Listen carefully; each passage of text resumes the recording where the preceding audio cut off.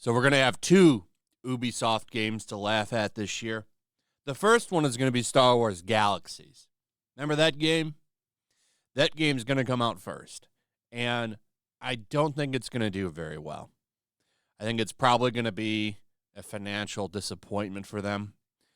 And then, of course, Assassin's Creed Shadows. That's going to be the next disaster. We're going to get into everything that's happened since this game got announced because, well, there's a lot to go over. But let's start here. Something that's not even a part of the controversy, that is Yasuki. Let's start here.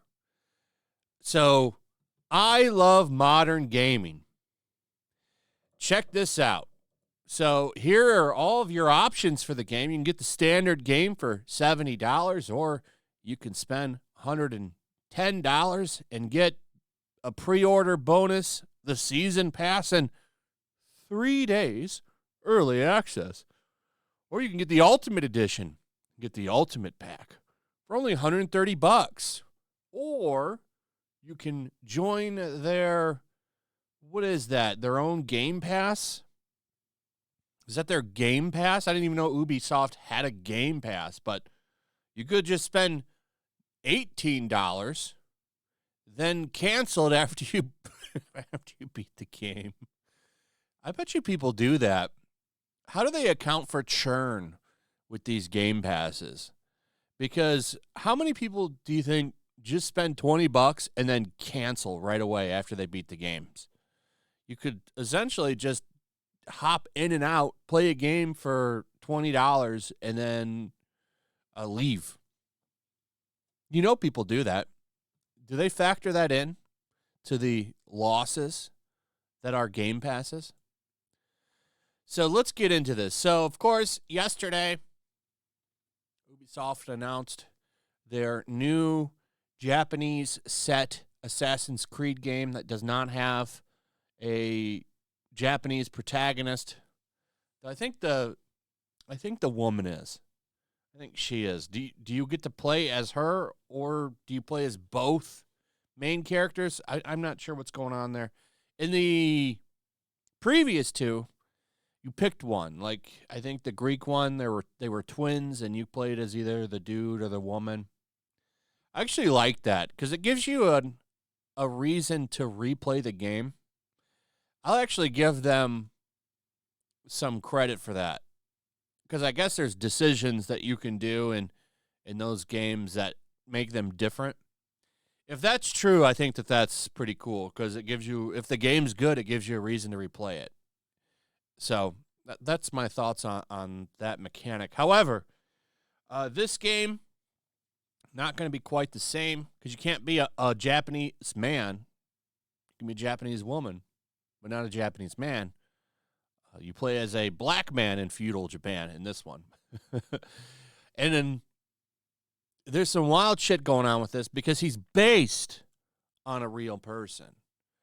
But people have been trying to revise his history, his real history. I don't have so much of a problem with stretching it for, fantasy. I think that's kind of the least thing about this.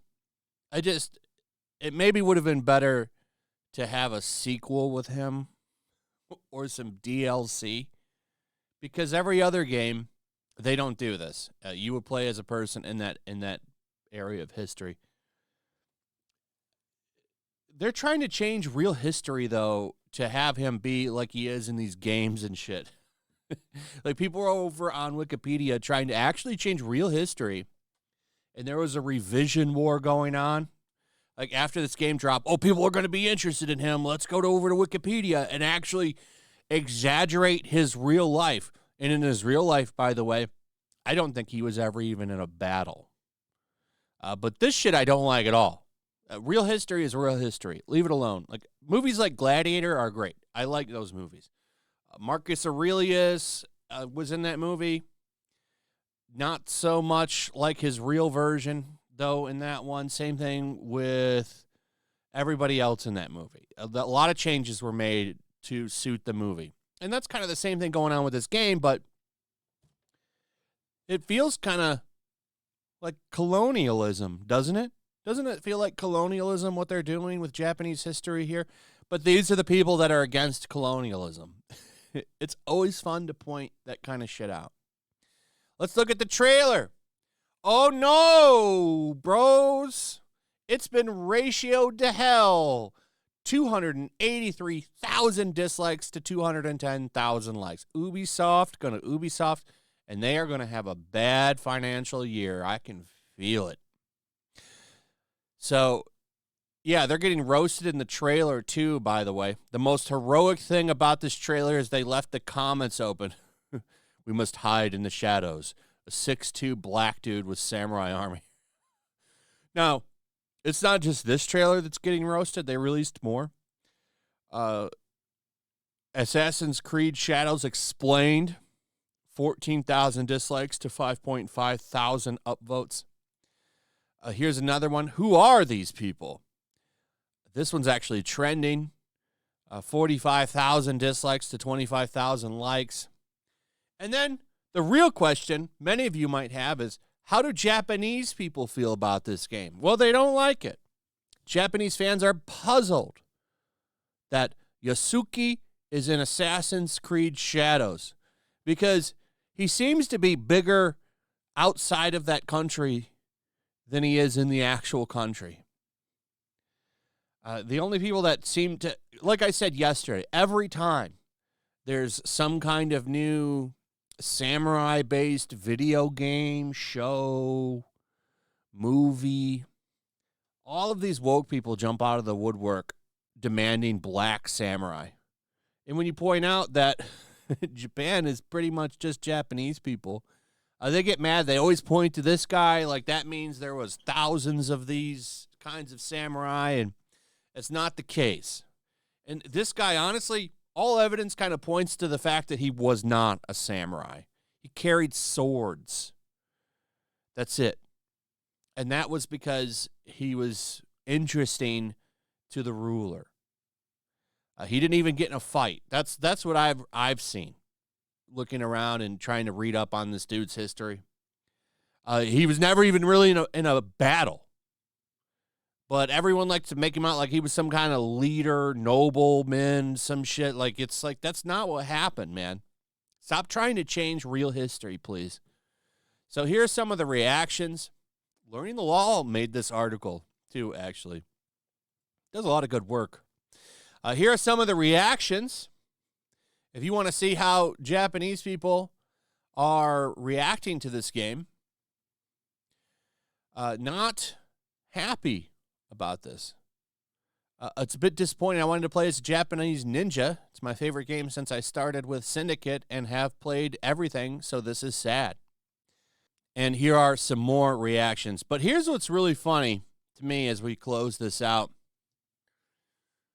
Woke people demand that if you're telling a story about a black dude, you need to have a black writer or some kind of consultants to come in and put their head over your shoulder and watch every single word that you write, or something, some kind of representation. But they're not asking for it this time. You actually have a white woman, she looks like a white woman, writing this script. And it looks like she has ties to Sweet Baby. I don't want to say that's for sure yet, but it looks like she has ties to Sweet Baby.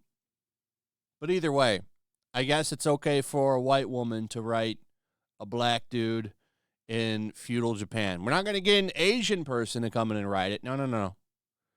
We got a white woman on the case. Good enough. Good enough. They are the true arbiters of everything. Truly knowledgeable.